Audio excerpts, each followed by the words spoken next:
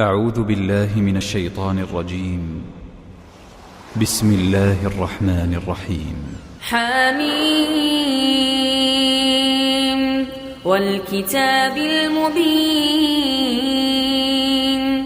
إنا جعلناه قرآنا عربيا لعلكم تعقلون وإنه في الكتاب لدينا لعلي حكيم أفنضرب عنكم الذكر صفحا أن كنتم قوما مسرفين وكم أرسلنا من نبي في الأولين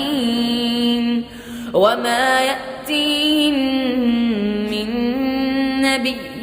إلا كانوا به يستهزئون فأهلكنا أشد منهم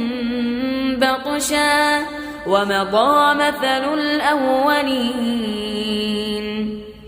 ولئن سألتهم من خلق السماوات والأرض ليقولن خلقهن العزيز العليم الذي جعل لكم الأرض مهدا وجعل لكم فيها سبلا لعلكم تهتدون والذي نزل من السماء ماء بقدر فأنشرنا به بلدة ميتا كذلك تخرجون والذي خلق الأزواج كلها وجعل لكم من الفلك والأنعام ما تركبون لتستووا على ظهوره ثم تذكروا نعمة ربكم إذا استويتم عليه وتقولوا سبحان الذي سخر لنا هذا وما كنا له مقرنين وإنا إلى ربنا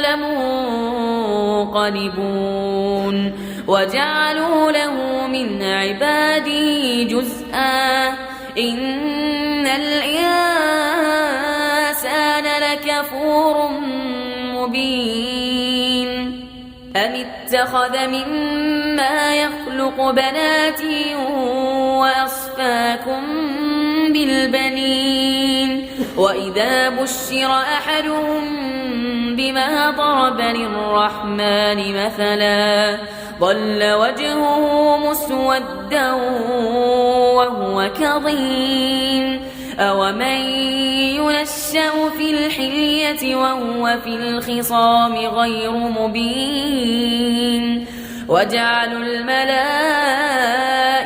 الذين هم عباد الرحمن إناثا أشهدوا خلقهم ستكتب شهادتهم ويسألون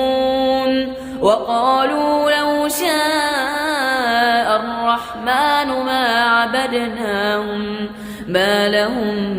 بذلك من علم إن هم إلا يخرصون أم آتيناهم كتابا من قبله فهم به مستمسكون بل قالوا إنا وجدنا